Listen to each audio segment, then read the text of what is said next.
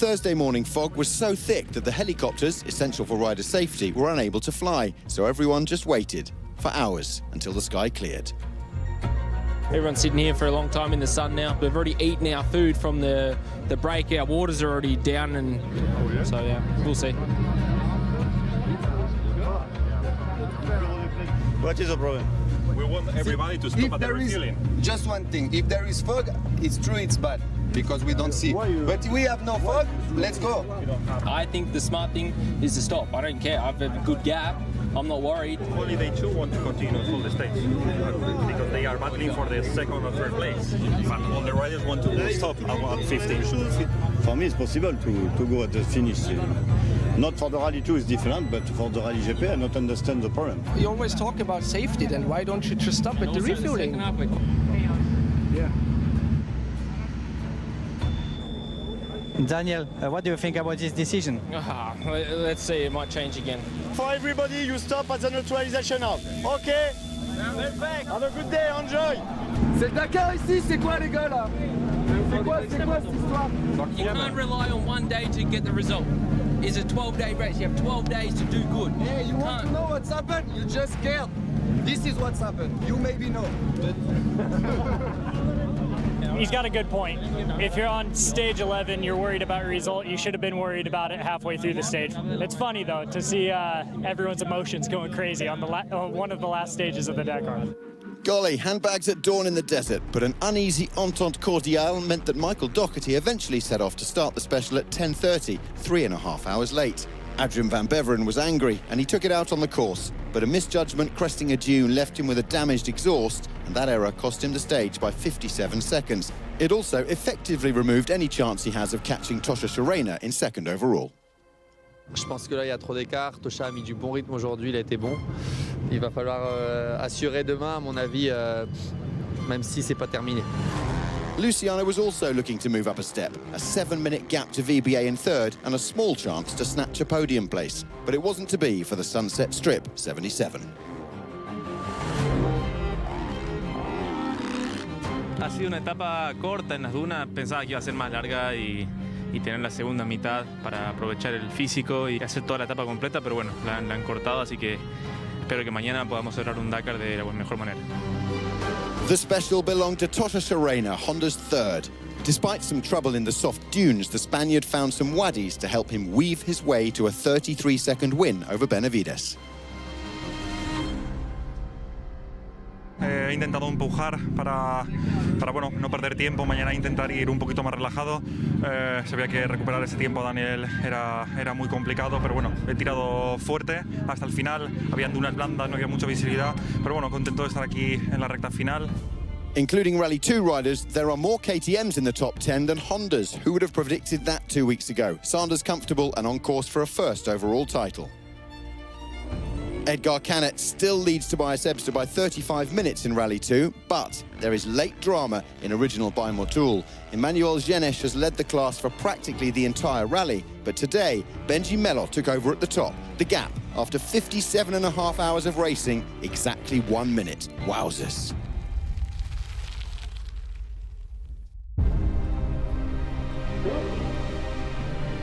Empty quarter. I'm excited to get in the dunes and see where we're at. Very difficult, very hard. You can stack, you can roll. It can change a lot of things. The best way to learn is to go there and try. Empty quarter for us is easy. We say easy, you know, we'll see. It's just survival to the end.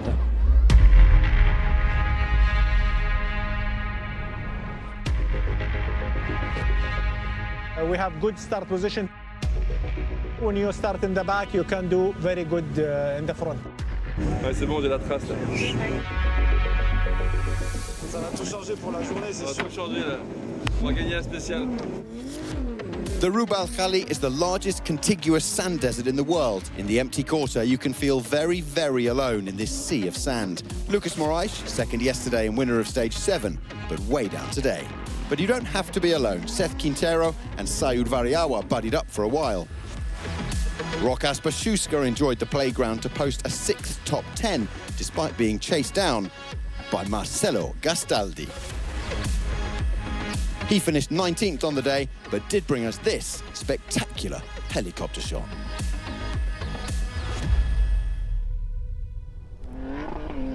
Mathieu Serradori has been inconsistent and unpredictable this Dakar, which is a red flag for me.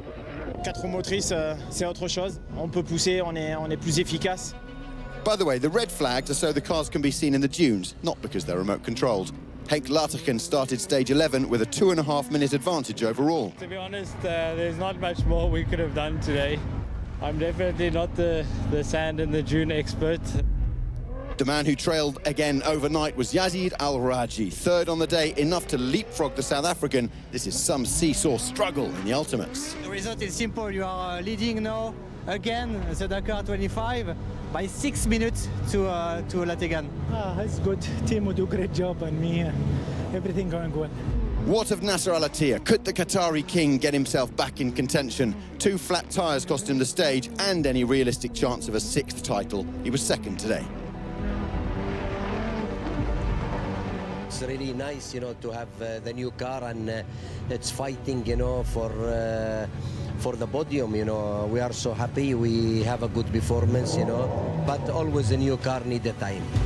Out in front, and the stars of today, Matthias Ekstrom and Emil Bergqvist. They dealt with the desert expertly, as if they had grown up driving on the dunes, when in truth, Sweden is more known for snow than sand.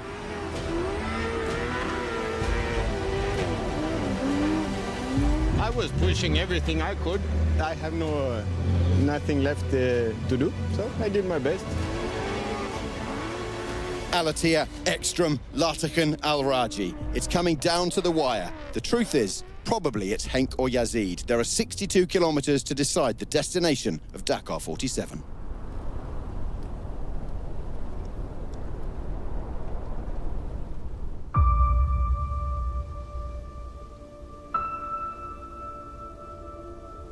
Moi je pense qu'il faut essayer, on peut pas abandonner comme ça. On s'en fiche maintenant, le podium c'est fini. On va pas sortir la voiture de je sais pas combien de jours. C'est toi après, c'est ce que tu veux. Et c'est une connerie, j'en suis sûr. Il y a l'ange et le démon. In the SSVs, reigning champion Xavier de Soltrait withdrew after that mechanical. Chaleco Lopez was looking for a 6th win of the year, but he came in second. And it was a second stage for American Sarah Price, something of a consolation after her disappointment last week.